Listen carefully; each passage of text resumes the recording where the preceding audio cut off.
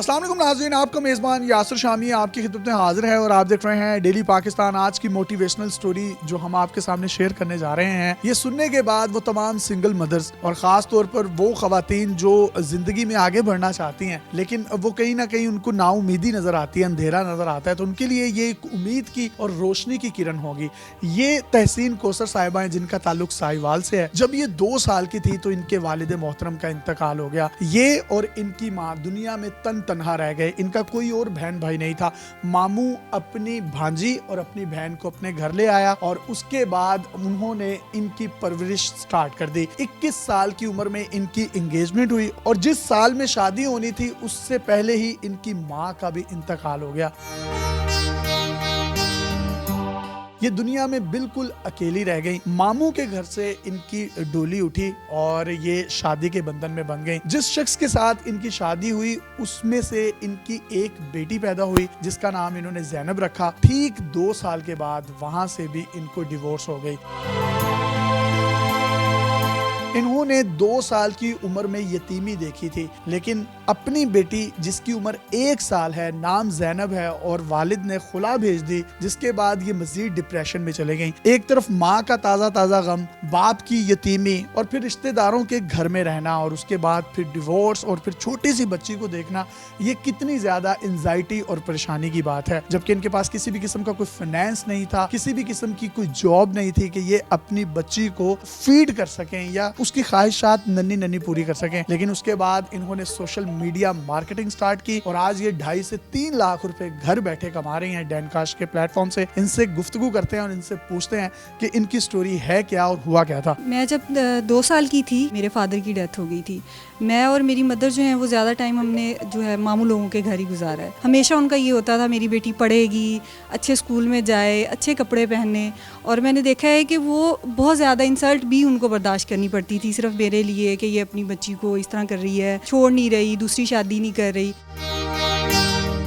दूर के हमारे रिश्तेदार थे, मिलने के लिए ही गई थी तो पीछे से उन्होंने डाइवोर्स भेजी। आपको भेज दिया और पीछे से तलाक भेज दी? जी, ऐसे ही। आपने ये तलाक वाली बात मामू को भी नहीं बताई? मामू को भी नहीं पता थी, किसी को भी नहीं पता थी, उनको बाद में पता चला है। तो मामू के अलावा तो आपको दुनिया में कोई था ही नहीं, माँ भी नहीं थी, बाप भी नहीं था, उसको भी नहीं बताया कि उसको मजीद दुख होगा? उस दिन जो मेरे लिए सबसे ज्यादा दुख की बात थी वो ये थी कि मुझे डाइवोर्स का नहीं पता था। मेरी रिश्तेदार थी, वो कॉल करके कह रही हैं कि यहाँ पे तो सबको पता चल गया कि तहसीन की सेपरेशन हो गई है। तो मुझे नहीं यकीन नहीं आया। हस्बैंड को कॉल किया है कि मैं ये सुन रही हूँ, तो वो कह रहे हैं हाँ ये सच है।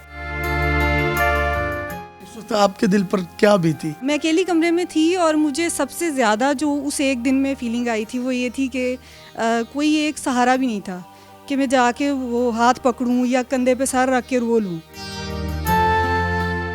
जब बेटी की तरफ देखती थी और उसकी वो बात जो उसकी थी कि मैंने भेज दिया डिवोर्स, में उसको दोबारा पूछ भी नहीं सकती थी कि तुम क्या कह रहे हो। मैंने फ़ोन बंद कर दिया। इनके घर में गई थी आर्जी तौर पर मेहमान बन के। मुझे ये नहीं समझ आ रही थी इनको मैं कैसे कहूँ कि मैं अब यहाँ परमानेंट आ गई हूँ। उनकी भी जो हालत थी वो भी इस तरह के थे, वो मुझे इतना नहीं सहारा दे सकते थे जो मेरी एक मदर होती, मेरे फादर होते, कोई भाई होता, कोई वो सहारा दे सकते थे। और उस एक दिन में मैंने देखा है कि वो लोग खाना खा रहे हैं, वो लोग अपनी खुशियों में वो हंस रहे हैं, चीज़ें कर रहे हैं, और मैं अंदर बैठी अपनी बेटी को लेके रो रही हूँ कि अब क्या करना है। तो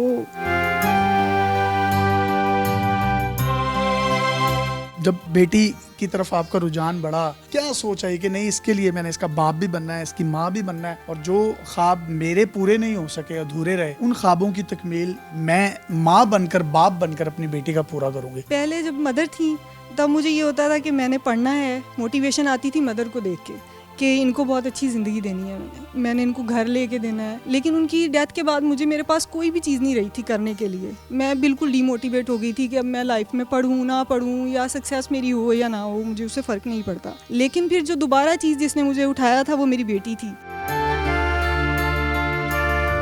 उसके बाद मैंने जो मोबाइल था उसे सर्च करना शुरू किया, क्योंकि लैपटॉप नहीं था मेरे पास तब। मोबाइल से मैंने वीडियोस देखना शुरू की, सर्च करी थी कि शायद मुझे कोई घर बैठे काम ऑनलाइन मिल जाए। फिर मुझे दानकाश की वीडियोस नज़र आई, मैंने फिर उनसे कांटेक्ट किया तो मुझे पता चला कि लाहौर में को मिल सकती हूँ, कोई नज़दीक नहीं है मेरे, क्योंकि मेरा ताल्लुक साहिवाल से था। तो लाहौर मुझे अकेली में आई, यहाँ पे अपॉइंटमेंट अटेंड की। सक्सेस एडवाइज़र ने मुझे सोशल मीडिया मार्केटिंग का कोर्स करने का बोला। तो आपने दानकाश के प्लेटफॉर्म से सोशल मार्केटिंग सीखी। कितने माह का ये कोर्स था? तब ये कोर्स जो था वो 3 मंथ्स का था। फ़ौरन फिर मैंने यहाँ पे इंटर्नशिप भी की है और कोर्स भी किया है, और फिर जो 1-2 प्रोजेक्ट्स करने के बाद फिर मैंने जो है वो ऑनलाइन काम करना शुरू किया। पहली आपकी इनकम कितनी हुई ऑनलाइन बिजनेस से? पहला प्रोजेक्ट था वो 50,000 का था, लेकिन अब अल्हम्दुलिल्लाह मंथली मेरा 2 से 3 लाख मैं अर्न कर रही हूँ सोशल मीडिया मार्केटिंग के जरिए। पहली आपको सैलरी मिली 50,000 रुपये या जो आपने अर्न किए, उसका क्या किया था आपने? सबसे ज़्यादा जो था वो अपनी बेटी के लिए मैंने फ्रॉक्स और जो जो वो चीज़ें मांगती थी, साइकिल का उसको बहुत शौक था कि मेरे पास साइकिल हो, उसको साइकिल लेके दी है, उसको कपड़े लेके दिए हैं। जब 2.5 लाख रुपए पे पहुंची हैं तो कभी ज़िंदगी में सोचा था कि 2.5 लाख रुपए महीने का कमाओगे? सोचा तो नहीं था, लेकिन ख्वाब मेरा यही था कि मैं अपनी बेटी को बहुत अच्छी ज़िंदगी दूँ।